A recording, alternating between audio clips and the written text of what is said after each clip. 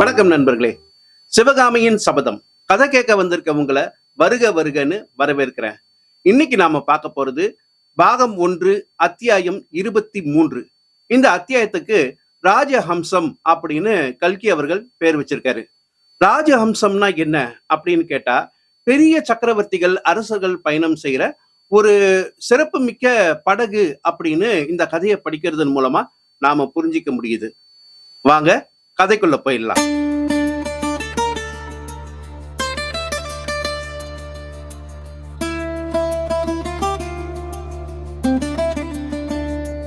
நரசிம்மர் வெட்கமுற்றதைக் கண்டு அவருக்கு தைரியம் சொல்பவர் போல் மகேந்திரர் கூறினார், நரசிம்மா, ஆயனர் வீட்டுக்குள் போனால் அங்குள்ள சிற்ப சித்திர அதிசயங்களில் எவருமே கண்ணையும் கருத்தையும் பறிகொடுப்பது இயற்கைதான்.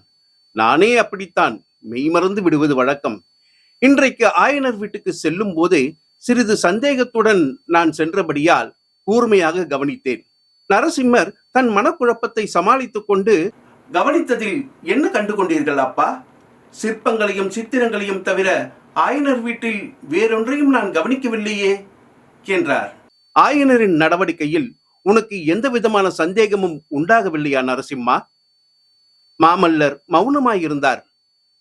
அடிக்கடி அவர் கவலையுடன் புத்தர் சிலையின் பக்கம் திரும்பினாரே, அதை கவனிக்கவில்லையா? மாமல்லரின் கண்கள் அகன்று விரிந்தன. புத்தர் சிலைக்கு அருகில் நாம் சென்றதும் ஆயனர் தயங்கி தடுமாறியதையும் நீ கவனிக்கவில்லையா? நரசிம்மர் திடுக்கிட்டவராய், அப்பா, அந்த பெரிய புத்த விகாரத்திற்கு பின்னால் ஒருவேளை யாராவது மறைந்திருந்தார்களா என்ன என்றார்.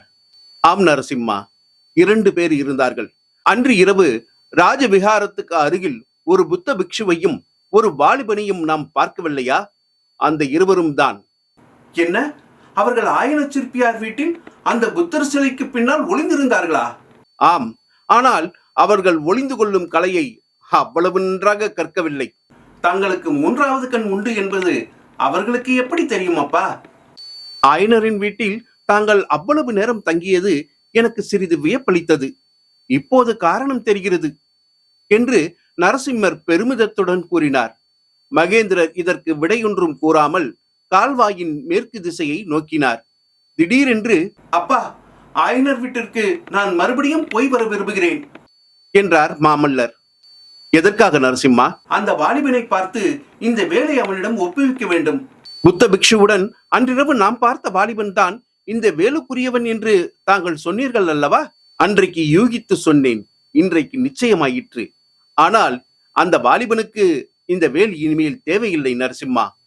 அதோ போகிறதே ஆயுத படகு, அதில் உள்ள பழைய வேல்களுடன் இதையும் நீ சேர்த்து விடலாம். ஏனப்பா? பரஞ்சோதி ஆயனரிடம் சிற்பக்கலை கற்கப் போகிறான். அவனுக்கு வேல் வேண்டியதில்லை.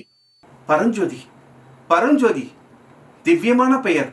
அந்த வீர வாலிபனை பற்றி என்னவெல்லாமோ ஆசை கொண்டிருந்தேன். அவனை என் ஆருயிர் தோழனாக கொள்ள விரும்பினேன். அது நிறைவேறாதென்று நான் சொல்லவில்லையே. எப்படி நிறைவேறும்? நம் பகைவர்களின் ஒற்றர்களுடன் நாம் தோழமை கொள்வது சாத்தியமா? அந்த வாலிபன் ஒற்றன் என்று நான் சொல்லவில்லையே. பின் எதற்காக அவன் ஒளிந்து கொண்டான்? அந்த வாலிபன் குற்றமற்றவன். அவனை கொண்டு அந்த கள்ள பிக்ஷு ஏதோ சூழ்வினை செய்ய பார்க்கிறான் என்று தோன்றுகிறது. வாதாபி சாம்ராஜ்யத்தின் மகா சதுரனான ஒற்றன் அந்த பிக்ஷு என்று நான் யூகிக்கிறேன். அப்பா, சில சமயம் தங்களின் நிதான போக்கு எனக்கு வியப்பை அளிக்கிறது. எதை பற்றி சொல்கிறாய் நரசிம்மா? அன்று இரவே அந்த புத்த பிக்ஷுவிடம் தாங்கள் சந்தேகம் கொண்டீர்கள். உடனே அவனை ஏன் சிறைப்படுத்தவில்லை?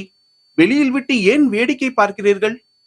அன்று இரவு சிறைப்படுத்தி இருந்தால் பல்லவ ராஜ்யத்திற்கு ஏற்பட்டிருக்கும் ஒரு பெரிய அபாயம் எனக்கு தெரியாமல் போயிருக்கும். பெரிய அபாயமா என்று கூறி நரசிம்மர் ஆவலுடனும் பரபரப்புடனும் மகேந்திரரை நோக்கினார். ஆம், அன்றிரவு நாம் புத்த பிக்ஷுவையும் வாலிபனையும் பார்த்தோம். மறுநாள் காலையில் அவர்களை ராஜவிகாரத்தில் காணவில்லை.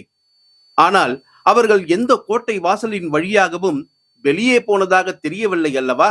ஆமாம். அவர்கள் எப்படி மாயமாய் மறைந்திருக்க கூடும் என்று வியப்பாய் இருந்ததல்லவா? ஆமப்பா. கோட்டைக்கு வெளியே போக ஏதோ கள்ள வழி இருக்க வேண்டும் என்று சந்தேகித்தேன். அந்த கள்ள வழி எங்கே இருக்கிறதென்று சற்று முன்னால் தான் தெரிந்தது. அதை பற்றி யோசித்ததனால் தான் குதிரையை அவ்வளவு வேகமாக விட்டு கொண்டு வந்தீர்களா? சக்கரவர்த்தி மௌனமாயிருந்தார். கள்ளவழி எங்கே இருக்கிறது அப்பா? ராஜவிகாரத்தில் புத்த பகவானுடைய விக்கிரகத்துக்கு பின்னால் பார்க்க வேண்டும் நரசிம்மா. சக்கரவர்த்தியின் அறிவு கூர்மையை பற்றி நரசிம்மர் அளவற்ற வியப்பு கொண்டவராக திகைக்கு நிற்கையில், அதோ ராஜஹம்சம் என்று மகேந்திரர் கூறியதை கேட்டு மேற்கே நோக்கினார். காஞ்சி நகர் பக்கத்திலிருந்து 3 படகுகள் கால்வாயில் வந்து கொண்டிருந்தன. அவற்றின் நடுவில் வந்த படகு சங்கையொத்த விண்ணிறமுடைய ராஜஹம்சத்தின் உருவமாக அமைக்கப்பட்டிருந்தது. அதில் ஒரு பக்கத்தில் அமைந்திருந்த தங்க சிங்காதனம் பளபளவென்று மின்னிற்று. அதன் மேல் விசாலமான வெண்கொற்ற குடை விரிந்திருந்தது. எல்லாவற்றுக்கும் மேலே பல்லவ சாம்ராஜ்யத்தின் ரிஷபக்கொடி கம்பீரமாய் பறந்து கொண்டிருந்தது. முதலில் வந்த படகும் ராஜஹம்சமும் படகோட்டிகளை தவிர மற்றபடி வெறுமையாய் இருந்தன. கடைசியாய் வந்த படகில் பலர் அமர்ந்திருந்தார்கள். ஆ, மந்திரி மண்டலத்தாரும் வருகிறார்களே, தாங்கள் வர சொல்லி இருந்தீர்களா என்றார் நரசிம்மர். ஆம், இன்றைக்கு துறைமுகத்தில் மந்திரி மண்டலம் கூடப் போகிறது. அதற்கு முன்னால் உன்னிடம் நான் சில விஷயங்களை சொல்ல வேண்டும். அதோடு உன்னிடம் ஒரு வாக்குறுதி கோரப் போகிறேன் என்றார் மகேந்திரர். நரசிம்மருக்கு தூக்கி வாரி போட்டது. அவருடைய உள்ளத்தை கொள்ளை கொண்டவளான சிவகாமி தாமரை குளக்கரையில் அவரிடம் வாக்குறுதி கேட்டு வாங்கி கொண்டு ஒரு முகூர்த்த நேரம் கூட ஆகவில்லை. அதற்குள் அவருடைய அன்புக்கும் பக்திக்கும் உரியவரான தந்தை வேறு வாக்குறுதி கேட்கிறார். இவ்விதம் மாமல்லர் யோசித்துக் கொண்டிருக்கும் போதே படகுகள் 3 அவர்கள் இருந்த இடத்தை நெருங்கின. இப்படி இந்த 23வது அத்தியாயத்தை கல்கி அவர்கள் முடிக்கிறார். மறுபடியும் நாளைக்கு 24வது அத்தியாயத்தோட உங்களை நான் சந்திக்கிறேன். அதுவரை உங்களிடமிருந்து விடைபெறுகிறேன். நன்றி, வணக்கம். வணக்கம். செங்கனி வாயில் ஒரு வேங்குழல் கொண்டிசைத்து தேனி செய்தான் பொழிவோம் யார் யார் யார் கிளியே. செந்தாமரை முகத்தில் மந்தகாசம் புரிந்து சிந்தை தீராயா